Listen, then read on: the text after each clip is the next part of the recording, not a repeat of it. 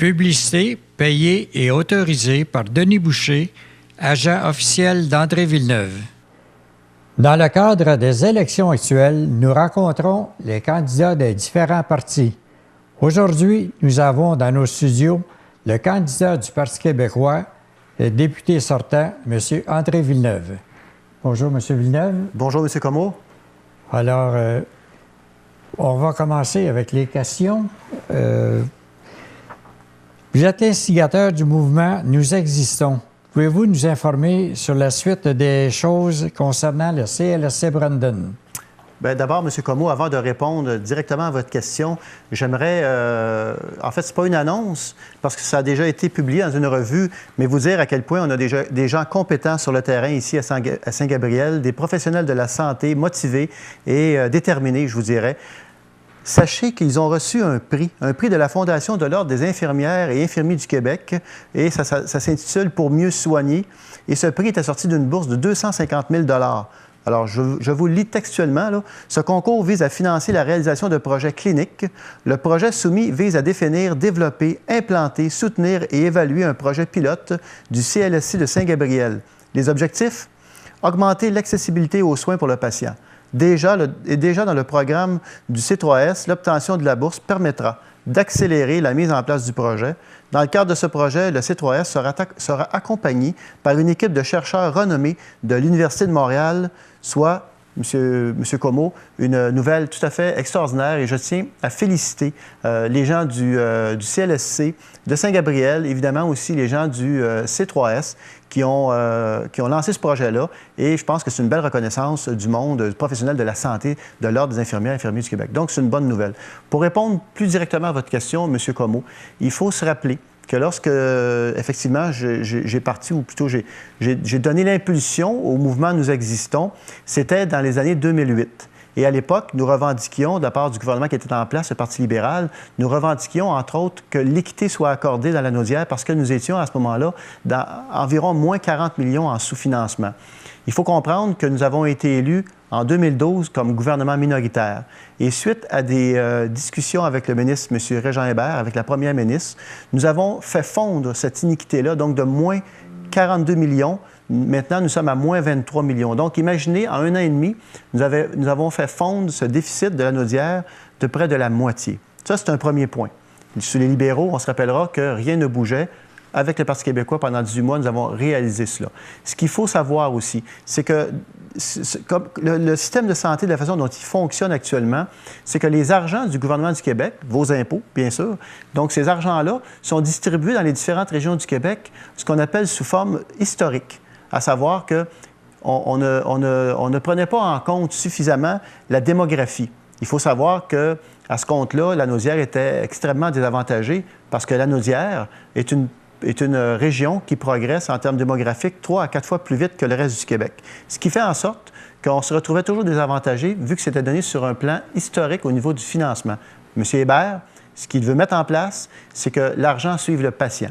Ça veut dire quoi, ça? Ça veut dire que les gens qui sont soignés réellement dans des établissements dans une région donnée, les argents vont suivre automatiquement le patient. Donc, c'est clair que pour la Naudière, c'est un changement qui va apporter, je vous dirais, là, un baume sur la situation parce qu'on va se le dire, on part de loin dans la Naudière en santé et les 9 années du règne libéral ne nous ont pas tellement aidés. En 18 mois, autre point, M. Comeau, qu'il faut comprendre, en 18 mois à peine, nous avons trouvé à 323 000 Québécois un médecin de famille. Il en reste encore 275 000 qui n'ont pas de médecin de famille. Soit, on comprend ça, mais en 18 mois, on a fait fondre de moitié les gens au Québec qui n'avaient pas de médecin de famille. C'est quand même assez spectaculaire en peine 18 mois. Donc, on voit que dans ces quelques mois, nous avons réussi à améliorer la situation et de belle façon. Il faut comprendre aussi que M. Hébert est en négociation présentement avec les pharmaciens et pharmaciennes du Québec pour s'assurer que les pharmaciens et pharmaciennes puissent donner davantage, puissent poser davantage d'actes médicaux qui sont présentement dédiés aux médecins. Alors, le jour où on aura signé cette entente, et je vous dirais que c'est sous peu, on va permettre de libérer les médecins et ceux-ci vont pouvoir voir plus de patients qu'ils en voient présentement. Donc, encore là, c'est une avancée importante et ça va se faire incessamment. Il reste quelques détails à régler avec les infirmières et infirmiers du Québec, pas les infirmières et infirmiers, pardon, avec les pharmaciens et pharmaciennes du Québec pour pouvoir avancer dans ce dossier-là.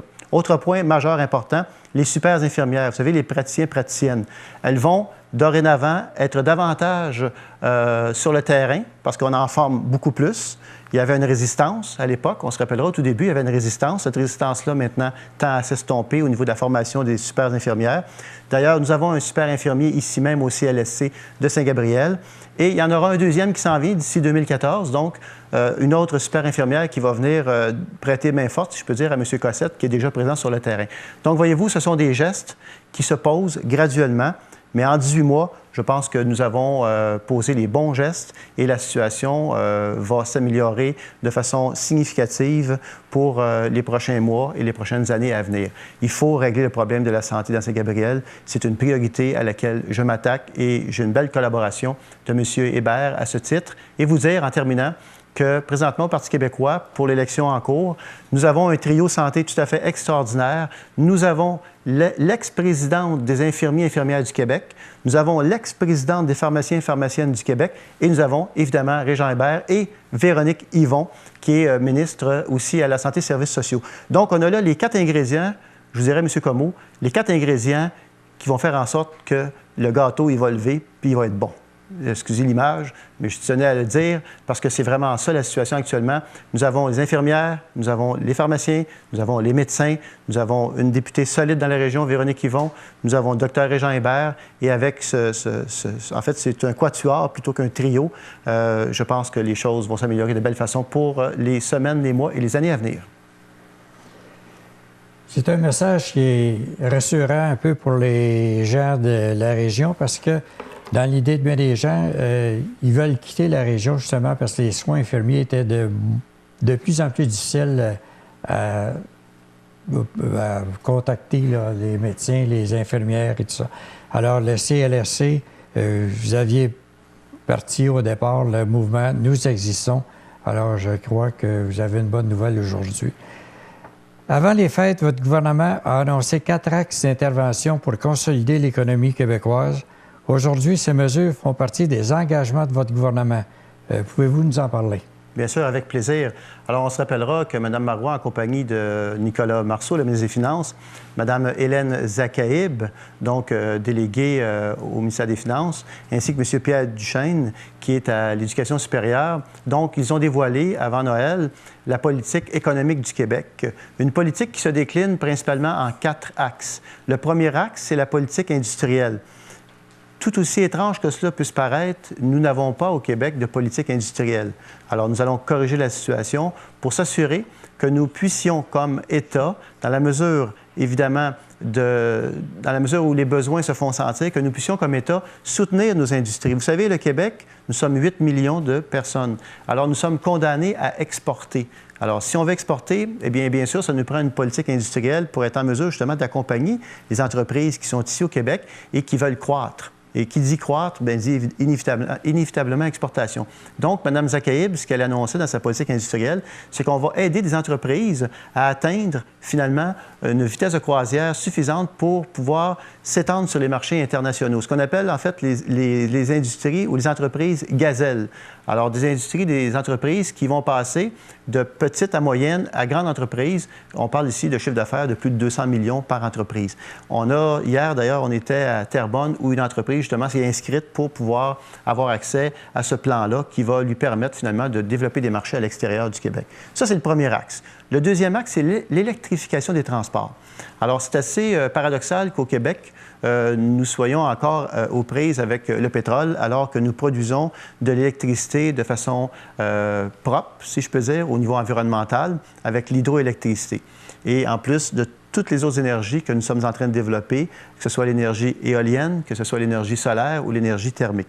Donc, l'électrification des transports. Pourquoi les transports? Parce que les transports sont les plus grands générateurs de gaz à effet de serre. Et si on veut réduire notre empreinte écologique, il faut s'attaquer aux transports. Donc, nous allons nous attaquer au transport et le projet dans la politique économique pour l'électrification des transports comprend une enveloppe de 516 millions de dollars. Ajoutez à cela ce que mon collègue des Transports, Sylvain Gaudreault, a annoncé, à savoir que, vous savez, le ministère des Transports du Québec, c'est 10 milliards d'argent par année sur les routes. Pendant 10 ans, ça fait 100 milliards. Le ministre des Transports, ce qu'il a annoncé, c'est qu'il va prendre 1 % de ce budget-là, soit 1 milliard, et il va le dédier au transport en commun. Ce qui fait en sorte que d'ici les 5 prochaines années, on va augmenter de 30 % notre capacité en transport en commun. Voyez-vous, avec une mesure relativement simple, on va travailler à inverser justement cette dépendance au pétrole pour passer graduellement, mais inexorablement, à l'électrification des transports.